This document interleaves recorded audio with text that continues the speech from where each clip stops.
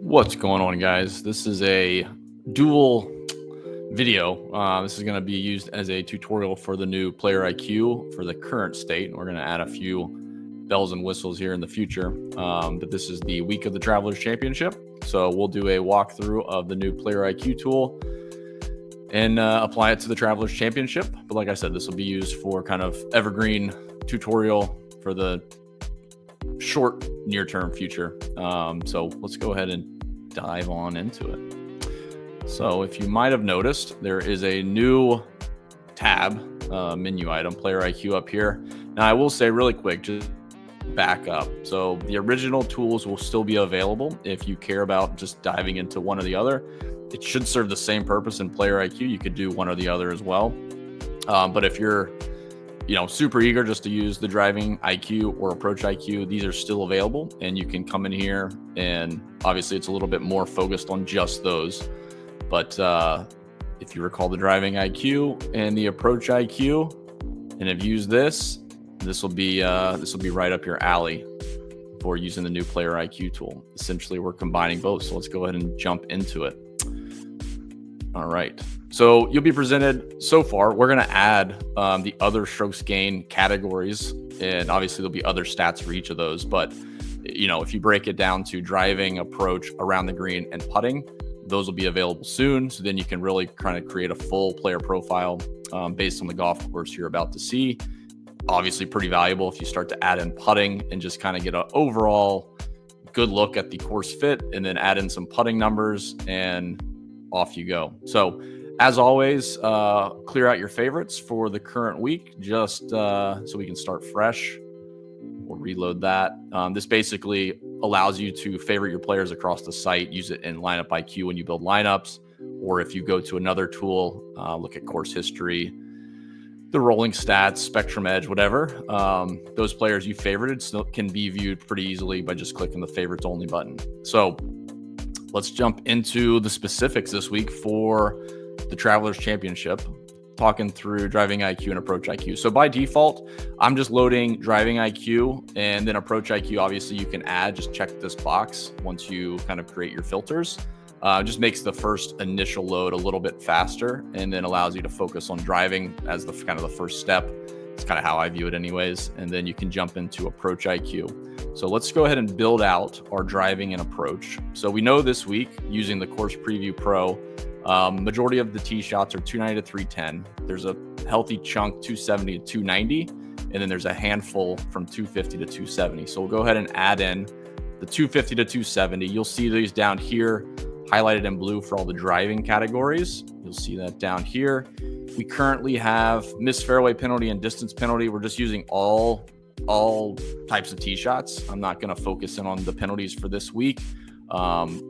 As I've talked about in the past several times, it's just a matter of sample size. So when you look at a missed fairway penalty of high for like the US Open, all of a sudden your sample size drops significantly. You're looking at 8 holes here, which may or may not be the worst thing in the world. But then you're dropping from 100 or so tee shots down to 50, 30, 40.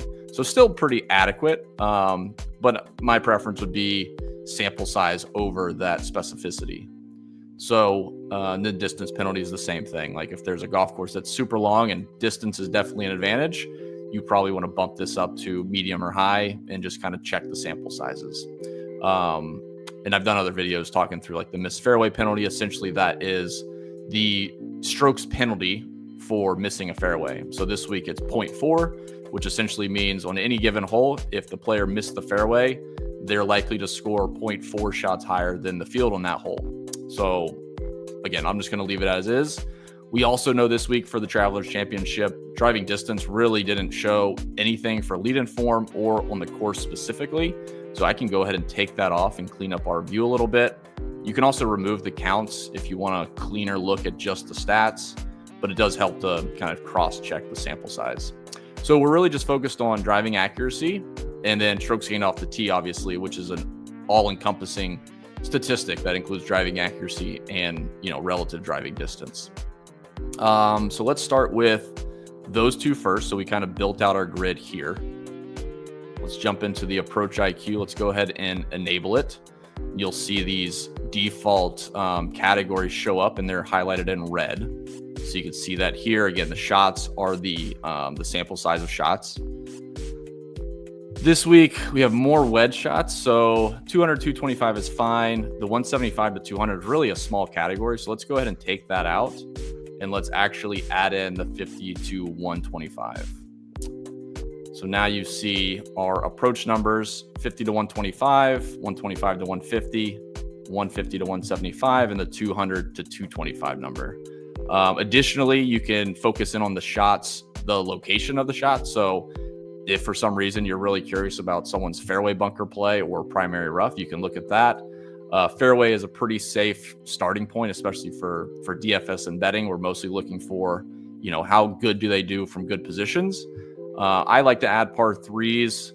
You'll see the sample size jump up here when that reloads, and first cut as well.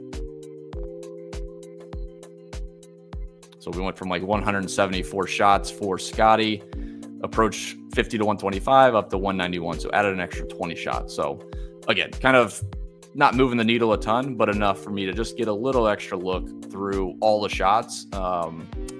First cut is pretty similar to fairway anyways. And then par threes obviously are clean lies. Just happens to be on a tee, but I would consider that clean lies.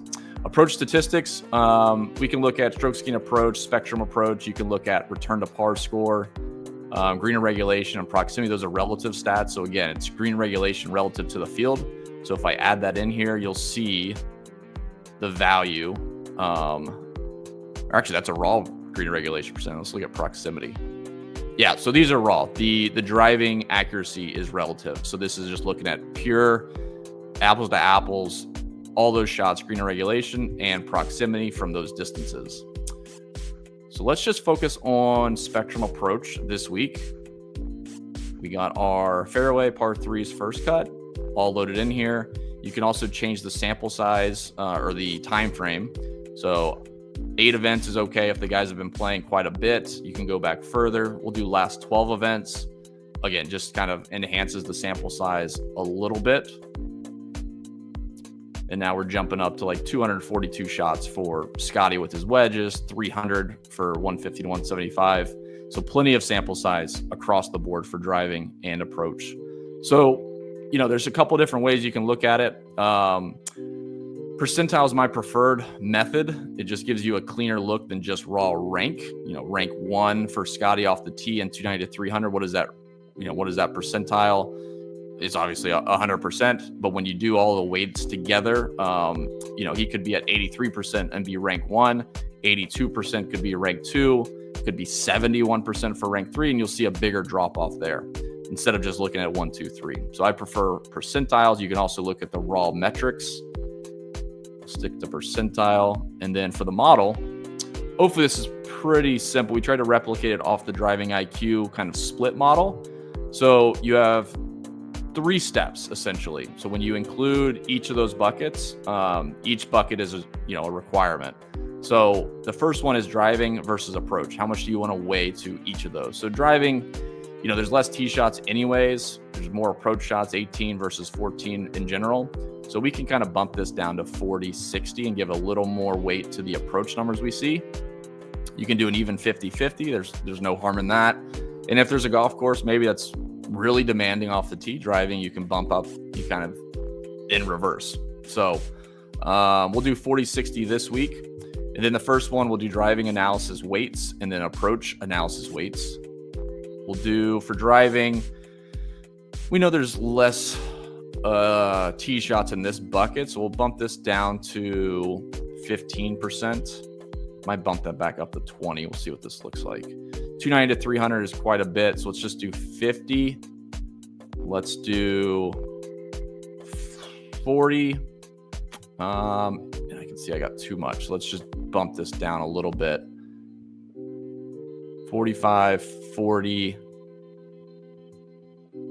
35, and 20. All right, that's pretty clean. So 45% to 290 to 310, 35% 270 to 290, 20% 250 to 270. Now you got to do the statistics. So we have our distance buckets weighted. Now we're going to weight the statistics that matter the most to us this week. A strokes gain off the tee should always be pretty high. Driving accuracy is kind of like a extra bump. So obviously there's two ways to gain off the tee. One is distance, one is hitting fairways with some decent distance. So you're kind of counting accuracy already. This is just giving a little bit more lean or knocking down guys that have been struggling with their driving accuracy. So let's just do 70, 30. Pretty good split. You can move it anywhere you want. Next is the approach analysis. We got our yardage buckets and we have one statistic. We're looking at spectrum approach. So for these 50 to 125, they're all pretty close, maybe a little bit more to this 200 to 225 this week. We'll bump these down just slightly. I think let's just do 20, 25, 25, and 30. I think that's a nice even split. So we'll apply that, and then we'll get our percentiles right here. And like I said, you could do ranks if you just want to look at a quick look at ranks. And then percentiles, like I said, is what I would prefer. You can see a big drop off here off Scotty, which you might not catch if you're just looking at ranks, right? 89.2% is extremely high.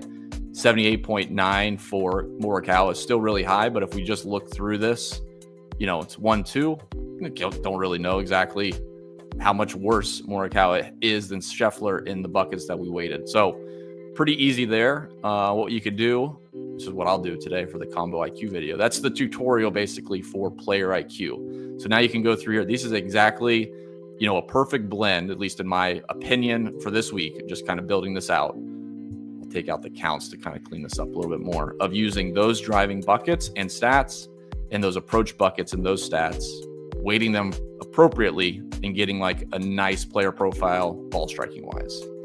So let's just do this. Let's check out a bunch of guys.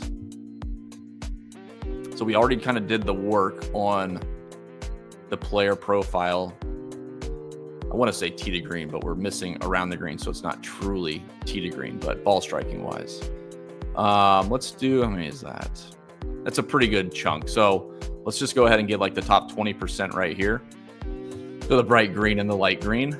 And what I want to do to kind of finish this out is jump into the Stat Model Pro. It defaults to the last 12 events, so it's the exact same sample size. We have the different categories. What I want to do really quickly is simply look at the putting numbers for guys that are really far down the board in those events. So these are the guys we checked and are putting pretty poorly. So obviously Morikawa struggled, and this isn't an end all be all, but this gives you a good look. You know, Shane Lowry, Berger, Davis Thompson. You know, if I had to make cuts, that's the first guys I would start to cut. You also have around the green, so you could easily do in here a weighted model on putting, you know, like 70%, around the green 30%. And like I said, we already did the work on the ball striking aspect. So now we can do a weighted, basically remainder around the green and putting. And these guys down here at the bottom are the ones we probably would want to look at closer, or likely don't have the upside with, you know, the additional putting aspect to really to do much for us. Davis Thompson, been playing a lot of him because his ball striking numbers have been great, and he ranks near the bottom around the green and putting. Around the green, honestly, is not a huge deal this week, but just for, you know, sake of clarity on walking through each of the tools, his putting is certainly bad. So we can take him out. Berger's going to be pretty popular. You can see how green he is in those ball striking stats. And then the putting and around the green's been awful. So from a, you know, there's obviously weeks where he can turn that around and have a good week putting, or a decent week putting, and have a great week. He's 7,500. You kind of got to weigh that with the ownership. If we're just being unbiased a little bit, the ball striking is great. The putting is a really, you know, really will hold him back. So we can check those out. I'm too high on Morikawa to completely count him out from the putting aspect. He had a really bad number last week. For the US Open, we could actually run this and take out the Oakmont golf course and see if it bumps up a little bit. But I'm going to leave these guys in for now. So that leaves us, if we just focus on our favorites, 1, 2, 3, 4, 5, 6, 7, 8, 9, 10, 11, 12, 13, 14, 15. So a pretty tight pool if you want to build, 20 lineups. You can go up to lineup IQ and kind of kick off some lineups and some sims. But that is the new player IQ, and then just kind of rounding out for the combo IQ this week. This would be kind of the finishing touches, I guess. So if this doesn't weight in what we just looked at for player IQ, but if we assume everybody is equally good off of the player IQ numbers we just looked at, which they aren't because Scotty was so much higher. But these are the best, including the around the green and the putting numbers with those ball striking stats we looked at. Honestly, you could go back into player IQ and kind of go back and re-look at all of those stats again for just those players and kind of see the difference there. So hopefully that helps get you started with player IQ. We'll be adding around the green IQ and putting IQ. And then this is kind of like a full player profile for building out an overall metric for any golf course to match up with the course they're about to play. So pretty handy. You can still export to CSV if you want to. Completely up to you. But this is a nice, easy way. You don't have to mess with Excel anymore. All right, guys. More to come. We'll talk soon. Bye.